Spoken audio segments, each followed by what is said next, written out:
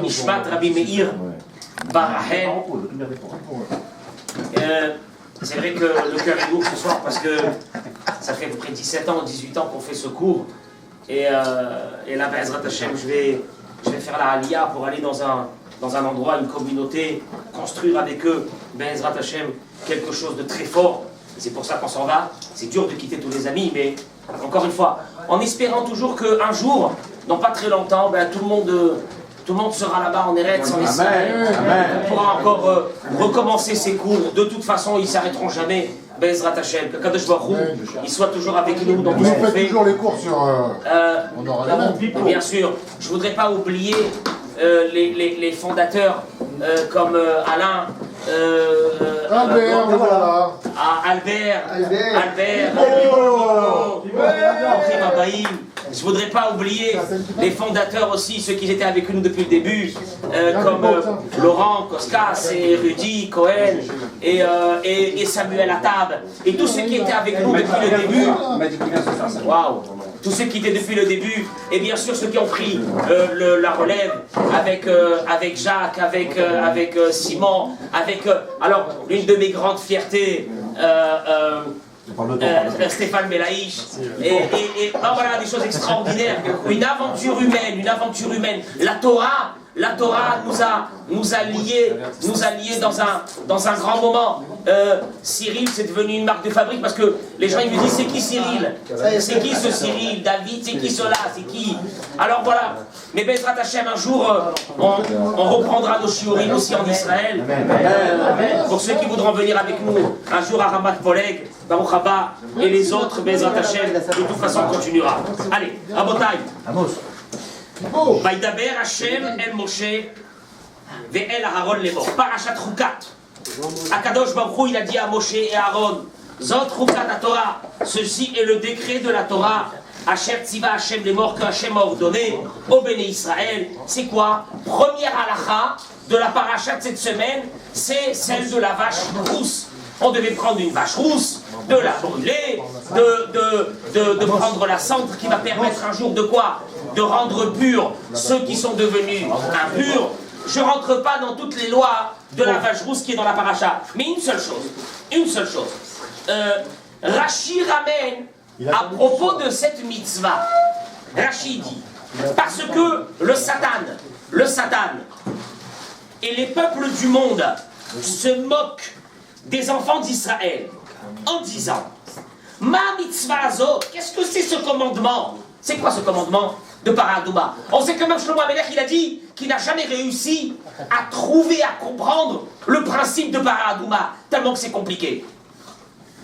Alors c'est quoi ces mitzvot que vous faites?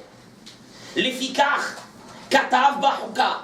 C'est pour cela que Dieu il a écrit le mot zot chuka. Chuka, ça veut dire quoi? Un décret. Gzerahim ilefanai. C'est une décision qui est sortie de moi. Et vous n'avez pas le droit, tu n'as pas la permission de te poser des questions. Si vous voulez savoir le principe qu'on n'a pas le droit de se poser des questions dans la Torah, c'est de là. Akadosh Baruch Hu il dit, Chuka, c'est un hok. Tu sais pas pourquoi? C'est pas ton problème. C'est un décret. Gzeraim lefanai. C'est un décret de devant moi et tu n'as pas la permission de te poser des questions.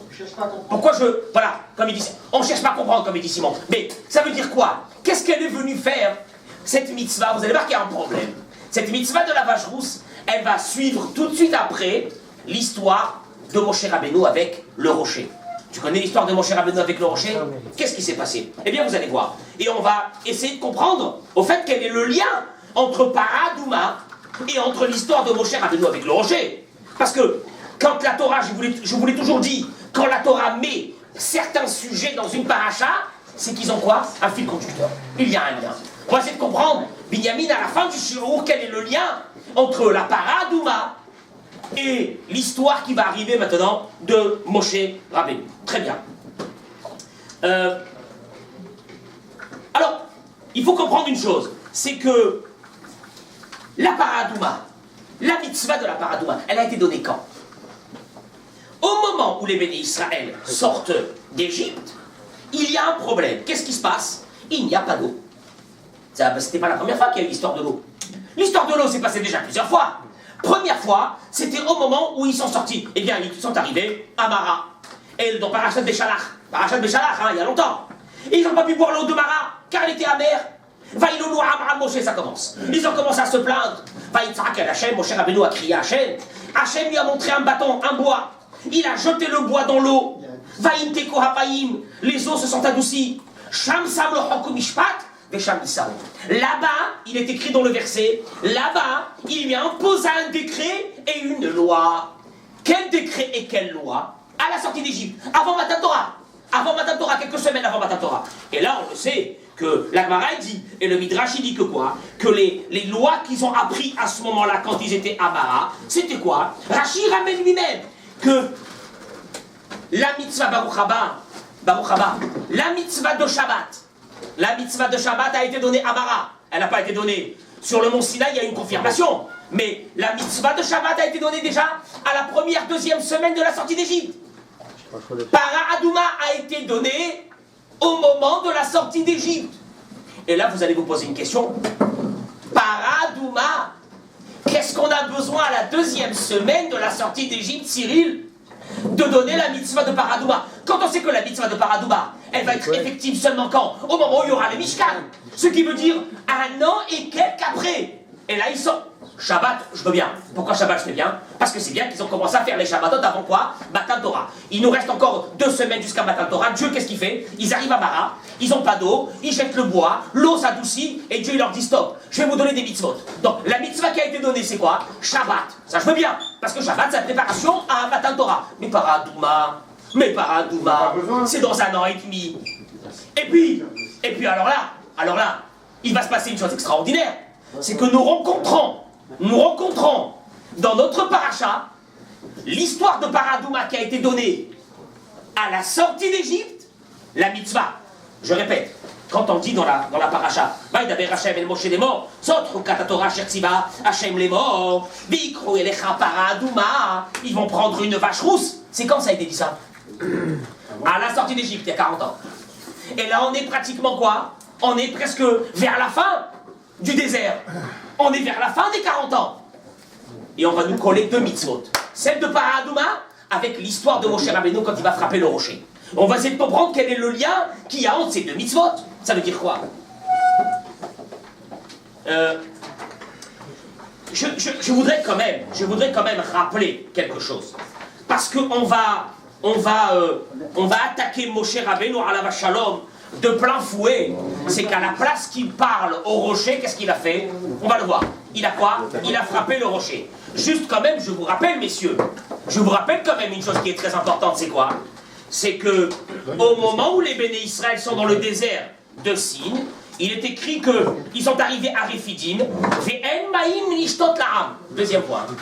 Il n'y a pas d'eau. Ils n'ont pas d'eau. Qu'est-ce qu'ils font? Première fois, il n'y avait pas d'eau, l'eau était amère, ils ont jeté un bois dans l'eau.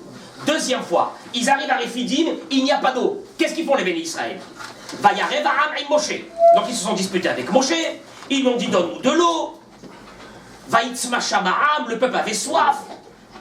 Ils ont commencé à se plaindre sur Moshe Rabbeinu. Moshe Rabbeinu a crié à Dieu, il lui a dit qu'est-ce que je vais faire à ce peuple? Encore un petit peu, Ouskalouni, ils vont me lapider. Dieu il lui a dit, passe devant le peuple. Tekaritecha, prends avec toi les anciens d'Israël. Ou Matecha. Et ton bâton. Ah tiens, c'est pas la première fois qu'on parle du bâton. Hein. Une seconde. Ve'alarta, et tu iras. Et je me trouve à Alatsur Bechorev, devant le rocher. Ve'ikita Batsur, et tu frapperas le rocher. Ve'yatsu mimeno ma'im, et de l'eau sortira. Va'ya'asken Moshe. Moshe a fait ainsi devant les Béné Israël. Donc Moshe Rabbeinu a reçu l'ordre de Dieu de faire quoi? De prendre un bâton et de frapper le rocher. Donc l'histoire, Binyamin, de frapper un rocher, on l'a déjà vu, hein. C'est pas un concept nouveau, révolutionnaire de Moshe Rabbeinu. Et là, on va aborder la paracha pour essayer de comprendre qu'est-ce qui se passe, parce que ça va pas du tout. On arrive tout de suite. Alors, premièrement, on ne comprend pas qu'est-ce qui s'est passé avec l'histoire de Moshe, on le verra. Mais deuxièmement, la Torah a décidé de coller l'histoire de Para Adouma avec l'histoire de Moshe Rabbeinu. Je répète que chronologiquement, il y a des dizaines d'années entre le moment où Dieu a donné la mitzvah de Paradouma et celle où Moshe Rabbeinu a frappé sur le rocher. Et pourtant les deux ont été mis l'un à côté de l'autre. Vous allez comprendre qu'est-ce qui se passe ici? Juste une question, mon Rab. Les bénis Israël qui sont présents à ce moment-là, dans la paracha, ici, oui. C'est les enfants. C'est pas les mêmes, c'est les enfants. C'est les enfants. C'est les enfants. C'est les enfants. Certainement, c'est les enfants. D'ailleurs, le Midrash qui ramène que c'était pas les mêmes, c'était les enfants. Rachi aussi le ramène. Très bien.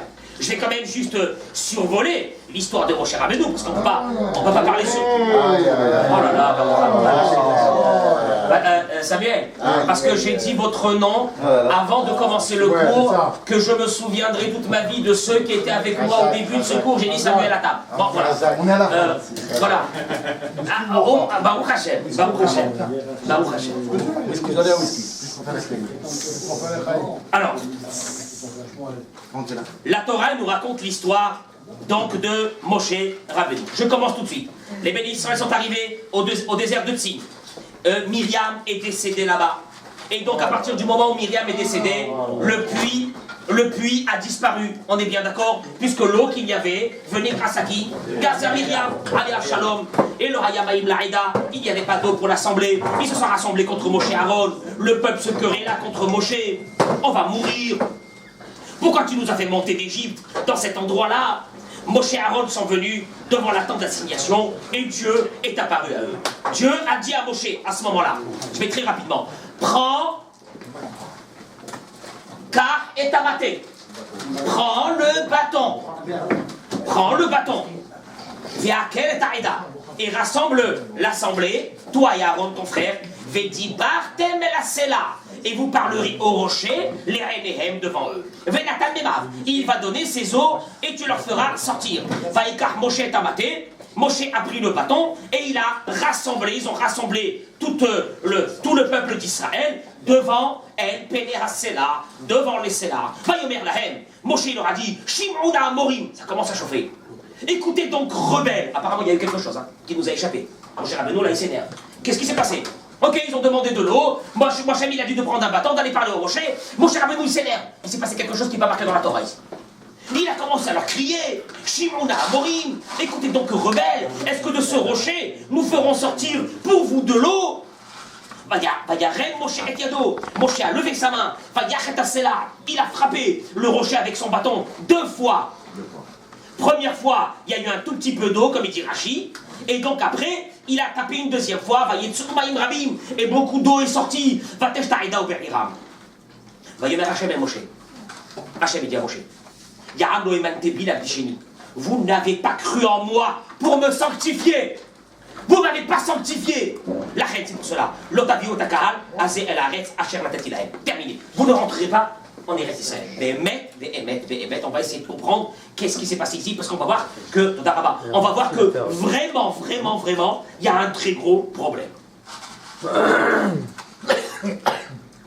Si vous regardez, je vais survoler, parce que vraiment, il nous faut que pour ça 1 heure. Ora Haïm Akadosh, il parle pendant des pages pour essayer d'expliquer quelle a été la faute de Moshe Rabbeinu. Je sais pas, la faute de Moshe Rabbeinu, on la connaît, c'est quoi? Ils n'ont pas sanctifié le nom de Dieu, c'est marqué dans la Torah. Non.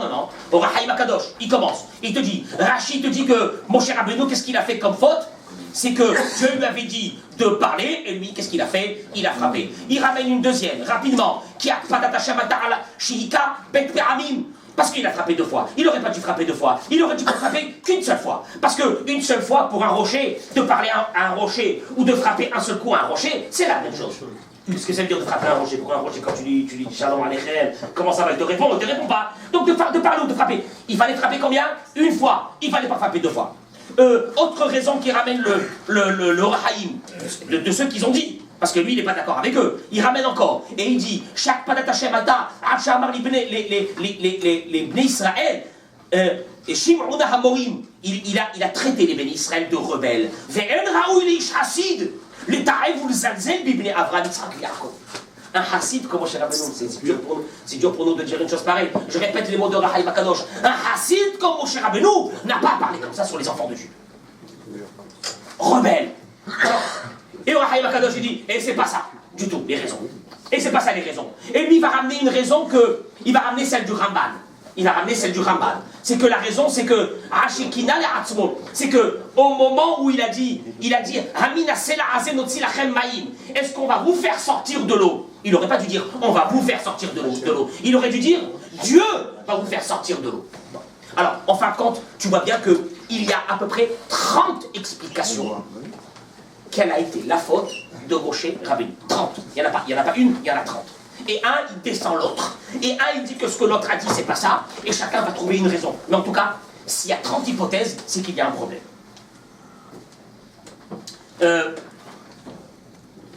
Pourquoi je vous dis ça? Parce que vous savez qu'il y a le Beth Yosef, Maran Rabbi Yosef Karo, Zeroto Yagan Alenu Amen, a écrit un livre qui s'appelle Megid Mesharim.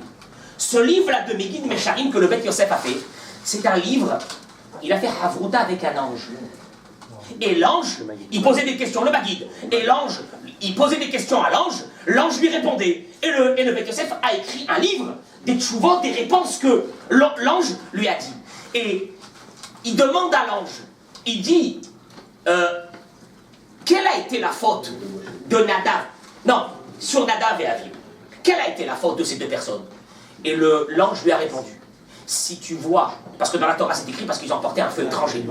Ils ont porté un feu étranger. Mais tu vois bien que nos sages ils ont dit non, parce qu'ils sont rentrés, il leur manquait des habits. Parce qu'ils sont rentrés, ils avaient une soupe. Parce qu'ils ont dit sur mon cher Rabbeinu, quand est-ce qu'ils vont mourir ces deux-là, et on va prendre leur place. Il dit, l'ange lui dit, si tu vois que nos sages ont trouvé beaucoup de raisons, c'est qu'en fait la faute elle est très fine. Elle est minime. Elle est tellement minime qu'on est en train de chercher quelle est la faute. Pourquoi je vous dis ça? S'il y a 30 hypothèses sur la faute de Moshe Rabbeinu, c'est que d'avoir frappé le rocher alors qu'il aurait dû quoi? Parler, c'est pas ça la faute. Et on va le voir que c'est pas la faute. C'est pas ça la faute. Alors il faut essayer de comprendre. Il faut essayer de comprendre quelle est la faute qu'il a causé Moshe Rabbeinu.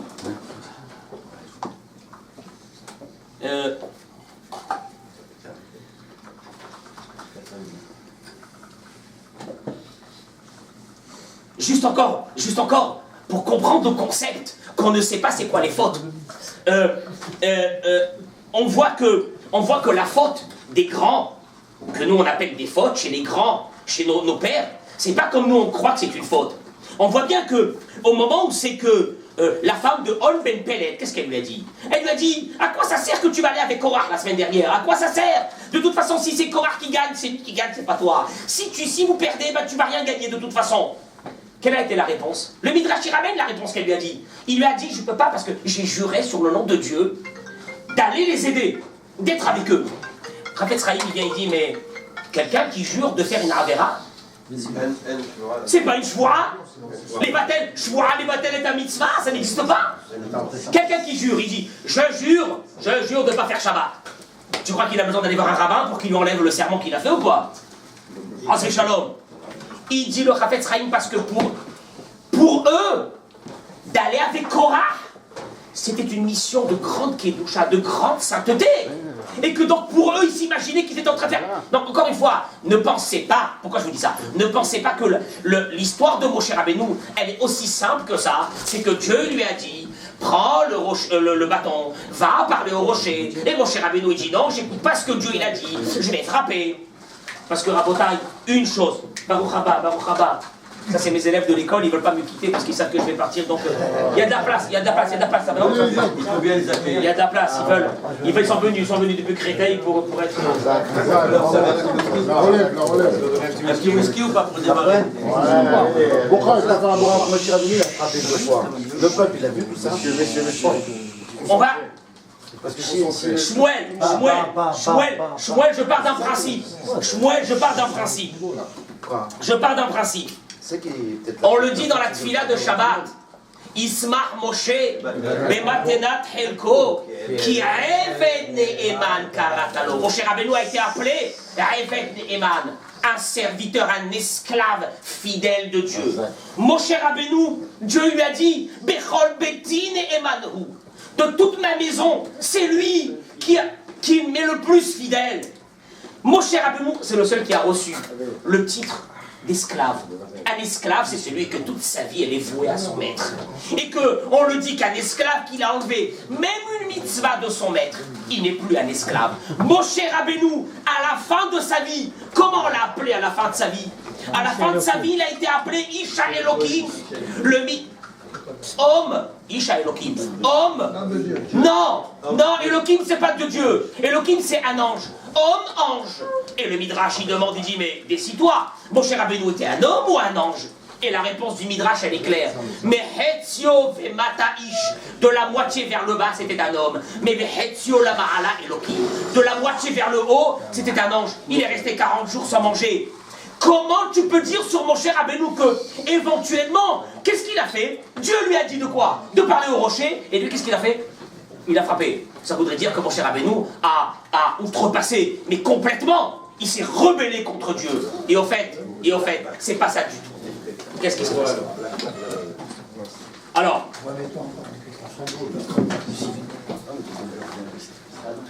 le Ramban, Laurent, regardez qu'est-ce qu'il dit le Ramban. Le Ramban, il te dit, à Botaï, parce qu'il faut qu'on va très vite pour essayer de comprendre qu'est-ce qui s'est passé. Le Ramban, il dit, Avalon Travaux, il dit le Ramban, j'ai rien compris dans l'histoire de Moshe Rabbeinu. Parce que nous, on a compris, hein. Mais le Ramban, lui, il te dit qu'il n'a pas compris. Il te dit pourquoi? Hachem, il lui a dit, prends le bâton. Yes, mais marche, Akebo. C'est pour qu'il frappe avec. Merci. Dieu lui dit. Et il dit, si Dieu, la volonté de Dieu, Shmuel, elle était de quoi? De parler seulement au rocher. Qu'est-ce que Dieu a besoin de lui dire? Prends un bâton dans tes mains.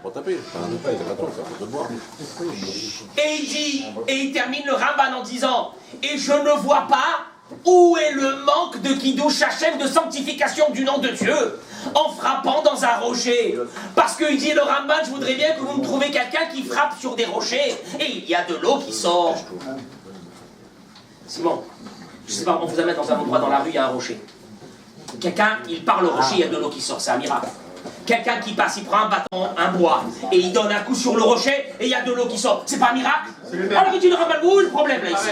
C'est pareil, Makara. Alors qu'est-ce qu'il y a? Alors il a pris le bâton, il a frappé, alors qu'est-ce qu'il y a? Et en plus il m'a dit de prendre le bâton. Pourquoi il a dit de prendre le bâton? Pour s'amuser avec? S'il a dit de prendre le bâton, c'est pour frapper. Il y a une différence. Non, parce que pour qu'il ait une deuxième solution.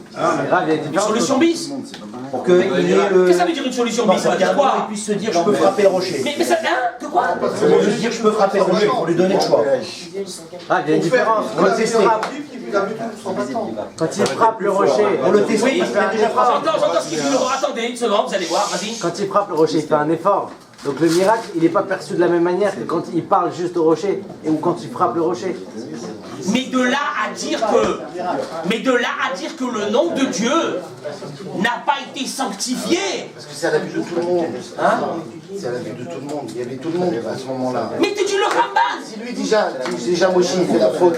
À la vue de tout le monde, c'est très... Mais le Ramban, il te dit... une ampleur... Non, mais une seconde... Non. Les Bénis Israël, ils n'ont pas entendu que Dieu, il a dit à Moshe Rabbeinu par le rocher. Mais le Ramban, il te dit, quand ils ont vu frapper un rocher et de l'eau, elle est sortie, il n'y a pas de miracle.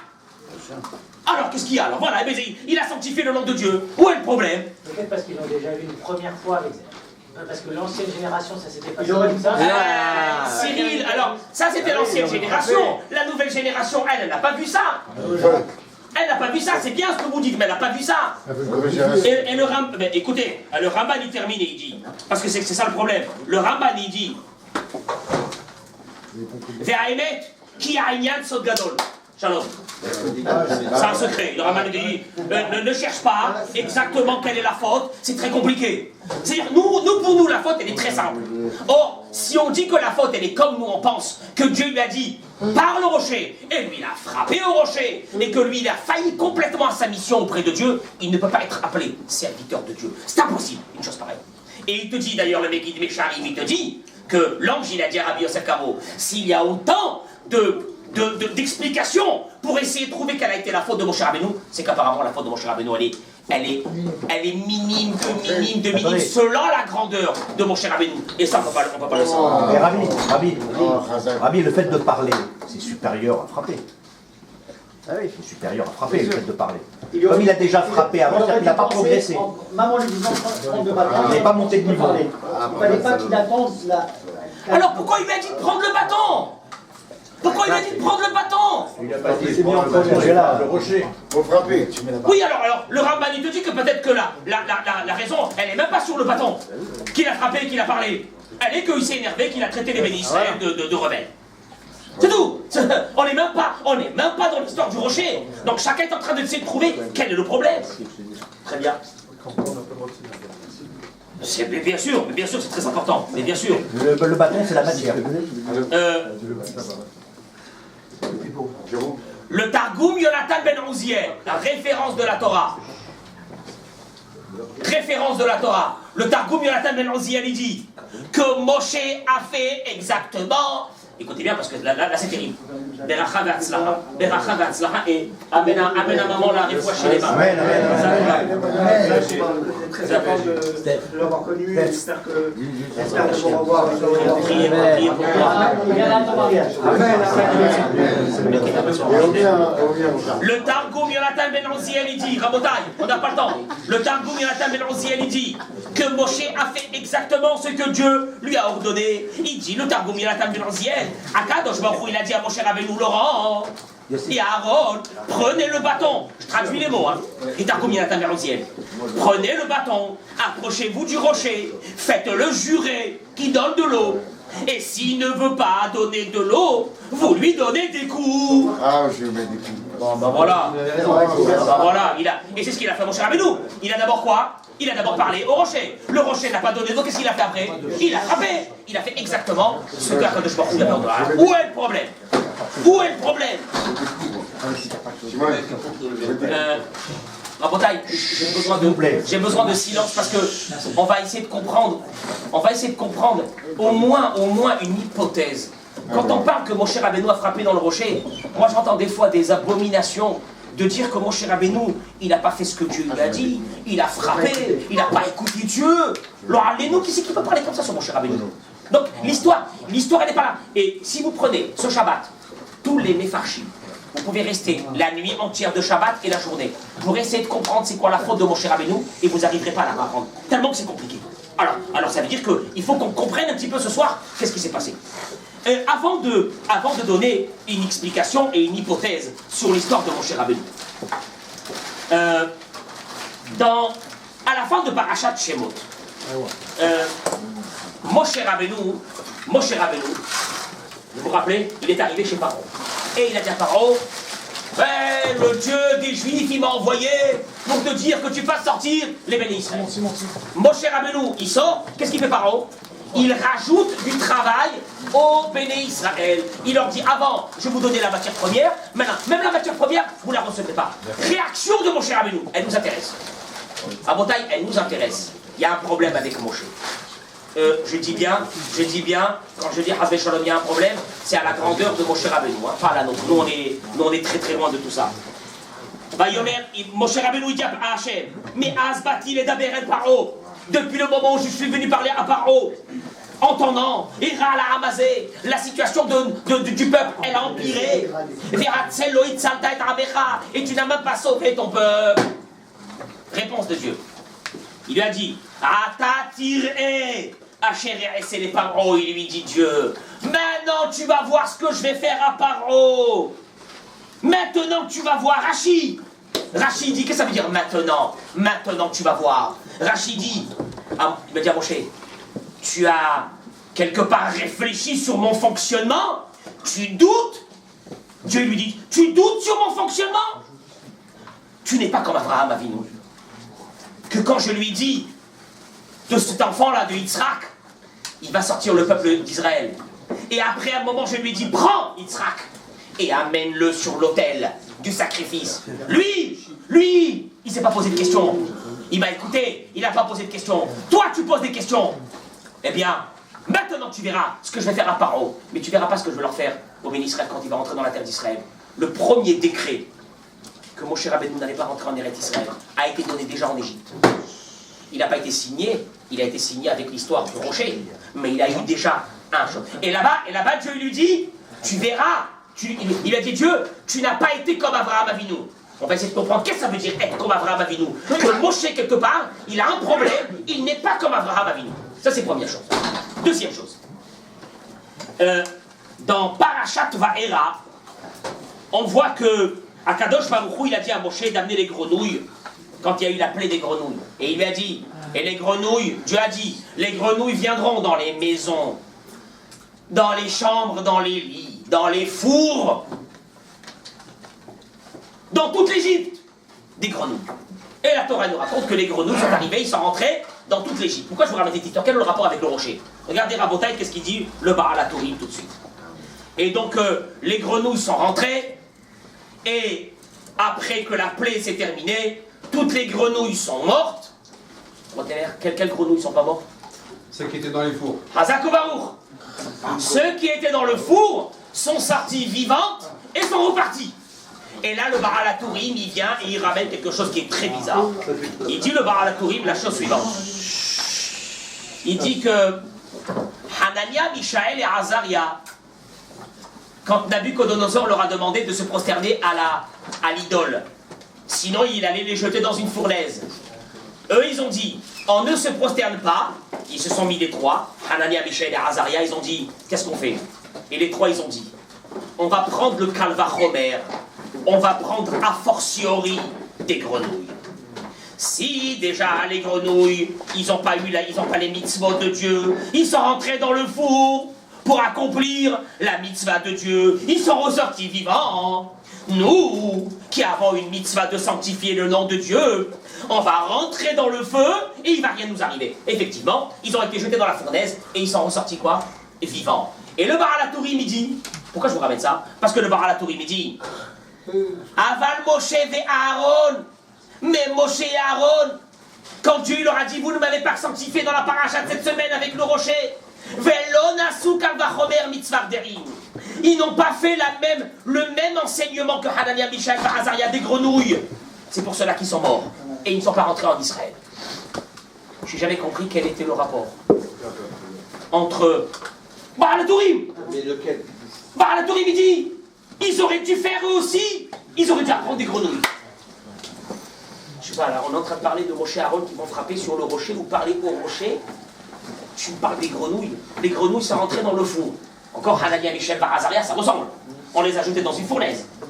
Ou bien ils devaient se prosterner à la Avodah-Zara. Et là, ils se sont rappelés qu'un jour, les grenouilles sont rentrées. Mais je ne vois pas quel est le rapport avec Moshe Rabbeinu. C'est ce qu'il dit le Baal HaTurim. Vers la fin de ce cours, on va, Be'ezrat Hashem, expliquer qu'est-ce qui s'est passé ici. Ils n'ont pas réfléchi les grenouilles. Pardon? Non, ils n'ont pas réfléchi les grenouilles. Vous pouvez développer? Ils ont fait exactement ce que Dieu leur a demandé. Est-ce qu'ils ont donné pour réfléchir Sans Cheshbon. C'est comme la paradouma. C'est comme la comme un homme, on a. C'est pas pour rien qu'ils nous donnaient l'indice. Alors, et maintenant, et Moshe et Aaron, qu'est-ce qu'il y a? Quel est le rapport avec Moshe et Aaron? Ils ont fait des Cheshbonot, ils se sont dit si on parle, ça va. Rabotai. Il y a du level. Il y a du level là ici. Qu'est-ce qu'on fait? C'est comme la Au dernier paradouma. cours, il y a un gros level. Je reste en France ou non? Bah ouais. Pour nous, oui. Ça aurait pas difficile pour moi aujourd'hui de décider de rester. Je peux pas quitter tout ça. Benjamin, faites-moi, Benjamin, faites-moi, prenez. Qu'on voit tout ce monde là ici. Nous, on va venir. Ezrat Hashem, je vais avoir là le souvenir de tous ces tzadikim. Regardez ce Beth Midrash, il n'y a plus de place. Mais du début jusqu'à la fin, Benjamin, du début jusqu'à la fin. Filme-nous. Souriez. Tout le monde. Surtout les grenouilles là-bas. Surtout, il faut les. Vous arrivez ou non? C'est bon. Allez, et on continue. Tu veux des photos d'identité aussi ou pas? Ouais. Tranquille. Tout le monde. Ça reste un souvenir. Ah, le président. Le président. On n'a pas oublié. Allez, c'est parti. Allez, on continue. Deux choses qu'on doit savoir, comprendre. Premièrement, quel est le rapport entre cette histoire de Moshe Rabbeinu et la paradouma? Ils ont été mis ensemble. Deuxièmement, on va essayer de comprendre aussi qu'est-ce que Moshe Rabbeinu aurait dû apprendre des grenouilles. Il te dit le Baal HaTurim. Troisième chose, Hachem il dit à à Moshe, tu ne t'es pas conduit comme Abraham Avinu. S'il a amené Abraham Avinu comme exemple, parce que Dieu il aurait pu lui dire, mon cher Avinu, t'as douté de moi. Ça suffit. Ah, qu'est-ce que tu as fait à mon peuple? T'as douté de moi. Il n'avait pas besoin de lui dire, toi tu n'es pas comme Abraham Avinu. S'il lui dit le mot de Abraham Avinu, ça veut dire qu'il y a un message spécial chez Abraham Avinu, qu'apparemment mon cher Avinu a une faiblesse. Qui viachol. Sinon on peut même ouvrir notre bouche pour parler de mon cher Avinu. Le Yalkut Shimaroni, Rabotai, écoutez bien. Dans Parashat Rukat, Otafshit Samer Gimel, Parashat cette semaine, Vayakilo Moshe et Aaron et Akahal, ils ont rassemblé, donc devant le rocher, toute l'assemblée. Velama Kinsum, pourquoi ils les ont rassemblés, dit le Midrash? Et là, Moshe et Aaron me'alchi, Vekol Israël acharehem, Ve'ayu Israël roim even, Ve'ayu omdim umekifim ota, Rabotai. Mais là, Moshe et Aaron, ils sont là. Pardon. Moshe et Aaron, ils sont là. Ils disent aux bénis Israël, suivez-nous. Tous les bénis Israël sont en train de partir derrière Moshe et Aaron. Et à ce moment-là, il dit le Midrash que Ve'endor chez Enbolait Sanim.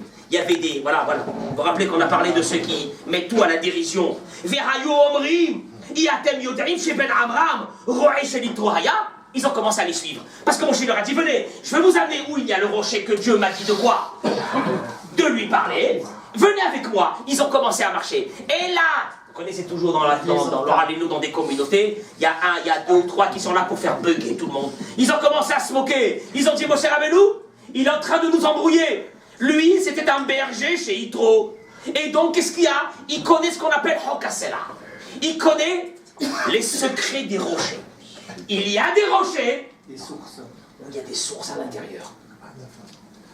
Il va nous faire croire qu'il est en train de nous faire le grand miracle.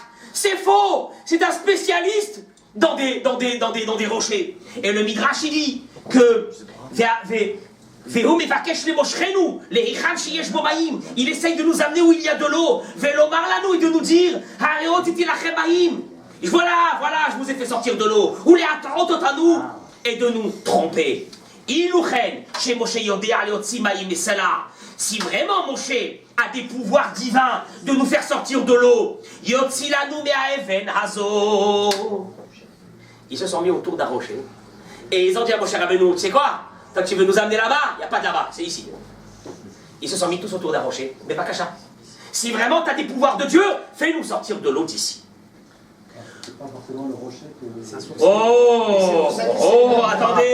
Attendez, ou Moshe, monsieur Tuitou Khazak, ou Moshe Afar Panav, ça vous...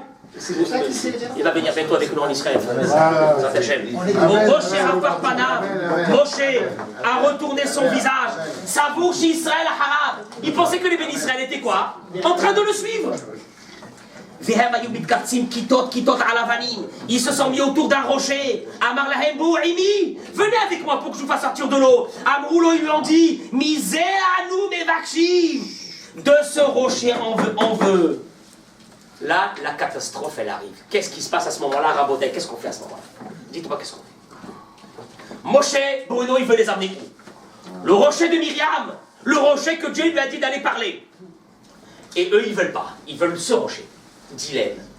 Qu'est-ce qu'on fait d'après vous? Qu'est-ce qu'on aurait fait? Qu'est-ce qu'on doit faire? Qu'est-ce qu'on fait? Il vient Rabbi Yosef Yozel Horowitz, le sabbat de Novardok, dans son livre Madrigatada. Et il dit une chose terrible. Il dit, Rabotai, voilà ce qui s'est passé. Moshe a eu un dilemme. C'est quoi le dilemme? Regardez. Le dilemme, c'est soit d'aller, de leur dire non, je ne reste pas avec vous dans ce rocher. Vous allez me suivre dans le rocher que Dieu m'a dit. Oui, mais le rocher que Dieu, mon cher Rabbeinu, il s'arrête, il commence à réfléchir. Le rocher que Dieu lui a dit, eux, qu'est-ce qu'ils vont croire? C'est un rocher où il y a déjà de l'eau. Donc, est-ce que je vais sanctifier le nom de Dieu? Non. La meilleure façon de sanctifier le nom de Dieu, Binyamin, c'est comment? C'est que le rocher que eux, ils veulent, je leur fais sortir de l'eau. On est d'accord ou non? Ouais, dans l'autre, ils n'ont pas besoin de rocher. Il y a de l'eau déjà. Le rocher que tu veux m'amener là-bas, c'est un rocher où il y a à l'intérieur de l'eau. Il n'y a pas de miracle. Et mon chez lui, qu'est-ce qu'il cherche à faire? À sanctifier le nom de Dieu. Comment on fait dans ce cas-là? qu'est-ce qu'on fait dans ce cas-là? Il dit le Sava de Novardok la chose suivante. Il dit Rabotai, il dit voilà le problème. Voilà le problème, qu'est-ce qui s'est passé? C'est que Moshe aurait dû quoi? Faire ce que Dieu lui a demandé de faire. Allez là-bas, de me quelque chose. Oui, mais aller là-bas, où est le miracle? Où est la sanctification du nom d'Hachem Simon? Allez, on va aller là-bas. Eh ben, tu arrives là-bas, tu parles au rocher fait sortir de l'eau. Ils vont te dire, blabach. Ah, tu le connaissais, c'était le rocher aussi qui avait de l'eau. Où est le problème? Pendant des années. Hein? Non, mais une seconde. Est-ce que le Heshbon de Moshe, Il a pris pour le compte de Moshe, il est bien, oui ou non? S'il va aller vers le rocher que Dieu lui a dit, ça sert à quoi? C'est pour ça que le Kitrou qui est passé sur Ben Israël, parce qu'ils ont été Moularek sur Moshe, il a pris Moshe sur lui, il a évité Ben Israël, il a déprotégé tous. Et c'est comme ça, c'est la conséquence. Ça, c'est la conséquence. Mais le Midrash, il vient, il dit, Moshe aurait dû aller au rocher que Dieu lui avait dit. Pourquoi? Parce qu'au moment où le rocher... Parce que qu'est-ce qui s'est passé maintenant? J'arrête un instant. Qu'est-ce qui s'est passé? Moshe va aller vers le rocher qui l'ont... Les bénis Israël se sont mis autour. Il va parler au rocher. Il n'y a pas d'eau. Il va donner un coup. Mais qui c'est qui lui a dit de mettre un coup? Il va donner un coup. Parce qu'il a pris le... Dieu lui a donné le bâton. Il a dit, prends le bâton. Il donne un coup. Il y a quelques gouttes qui sortent. Ils sont en train de se moquer de lui. Et là, à ce moment-là, il va se passer un miracle. Comme il dit le Midrash, c'est quoi? Et Rashi ramène sur ce Midrash.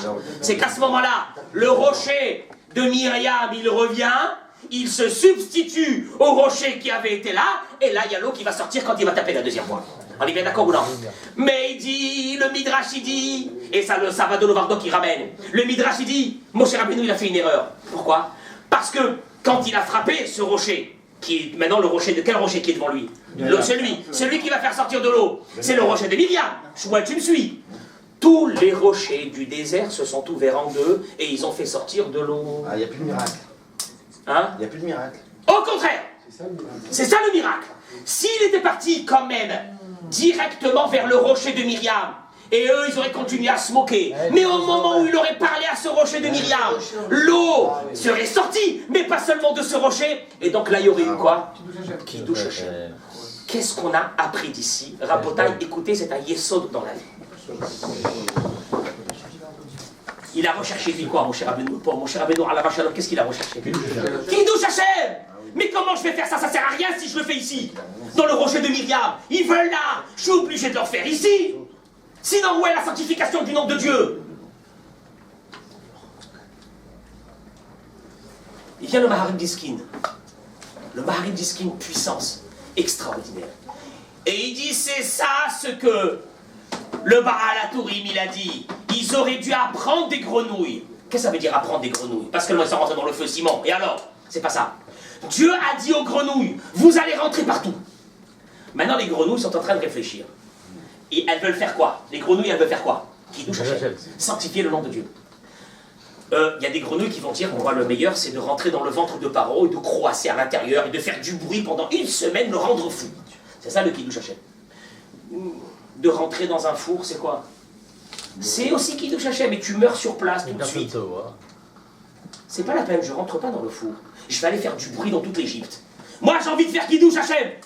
Ah, Dieu, il a dit qu'il faut rentrer dans le four. Moi, je ne veux pas rentrer dans le four parce que rentrer dans le four, je vais mourir sur place. Ça sert à rien. Est-ce qu'elles ont fait ce calcul, les grenouilles? Non. Elles sont rentrées. Qu'est-ce qui s'est passé? Qu'est-ce qui s'est passé? Toutes les grenouilles sont mortes. Lesquelles sont sorties vivantes? Et que vraiment, ils ont sanctifié le nom de Dieu. Ceux qui étaient dans le four. Moshe Rabbeinu aurait dû comprendre que quoi? Que quand Dieu te donne un ordre, On va se poser des questions. tu ne te poses pas de questions. Il lui a dit, Abraham Avinu Chazak Shmuel. Abraham s'est pas posé de questions. Abraham Avinu, il n'y avait pas la notion de se poser de questions et de se dire, comment ça se fait qu'il m'arrive une chose pareille? Pourquoi Aréota l'a ramassé? Qu'est-ce que tu as fait du mal à ce peuple? Abraham n'avait pas ça. Il a tracé son chemin avec Akadosh Baruch Hu, bien qu'il y avait des questions énormes devant sa tête. Comme ça, des questions comme ça, devant lui. Il ne se pose pas de questions. Au jour d'aujourd'hui, on a 613 000 votes à accomplir, n'est-ce pas? Bien sûr. Mais on n'a pas d'ordre d'Hachem, nous, personnellement. On n'est pas au niveau de Moshe ou d'Abraham. Comment on peut savoir, nous, quels sont les ordres que nous donne Hachem et comment les exécuter. Non, les mitzvot, on les a, c'est pareil pour tout le monde. Non, mais Amos il dit une chose. Rabotai, Amos il dit une chose qui est extrêmement intéressante. Oh là là, c'est bon. Il a attendu le dernier jour. Il va remplacer Franck.